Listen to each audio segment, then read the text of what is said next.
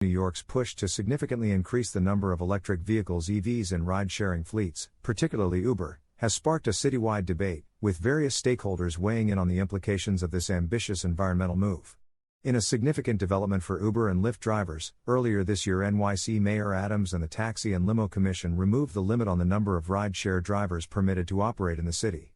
The initiative is part of New York City's aggressive strategy to combat climate change by reducing carbon emissions.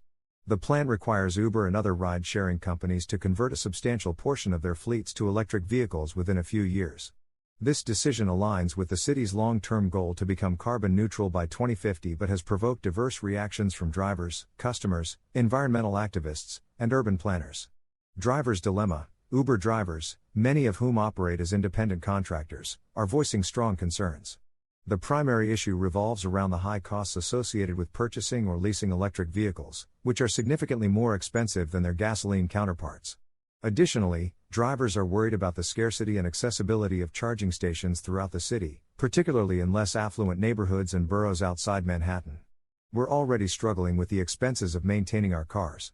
This switch to electric vehicles is financially daunting," shared a Brooklyn-based Uber driver.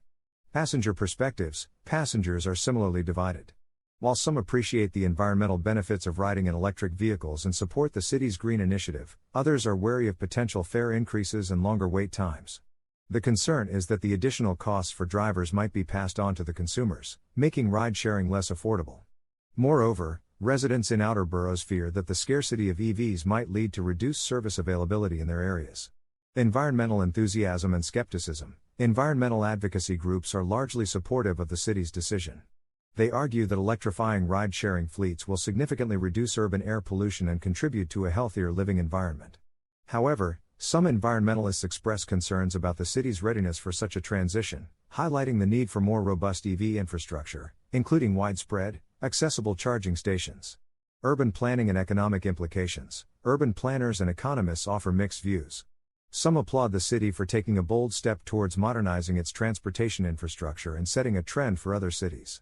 Yet, there are warnings that without adequate support for drivers in transitioning to EVs and significant investment in charging infrastructure, the policy might face substantial hurdles.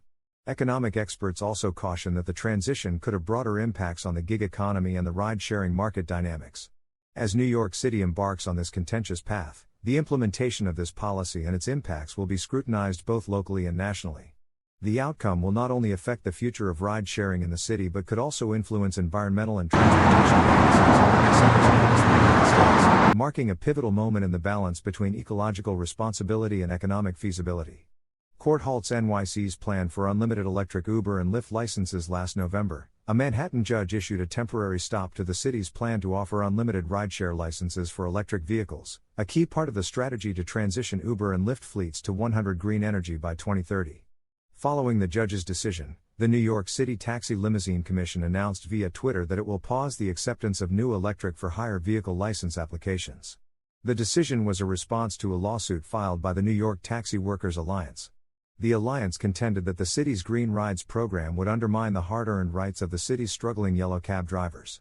According to the lawsuit, the addition of an unlimited number of new cars to the roads will have a disastrous impact on driver income and signals a return to the city's laissez-faire attitude of the previous decade, when an ever-growing pool of drivers was left competing for a finite amount of fares. However, the Independent Drivers Guild, representing for hire vehicle drivers, criticized the lawsuit. Accusing taxi owners of seeking financial gain, the Guild's president, Brandon Sexton, said, "This is a money grab by predatory fleet and yellow taxi owners." He further added, "These owners want the cities for hire vehicle drivers to have no choice but to pay outrageous premiums to rent or lease their TLC vehicles."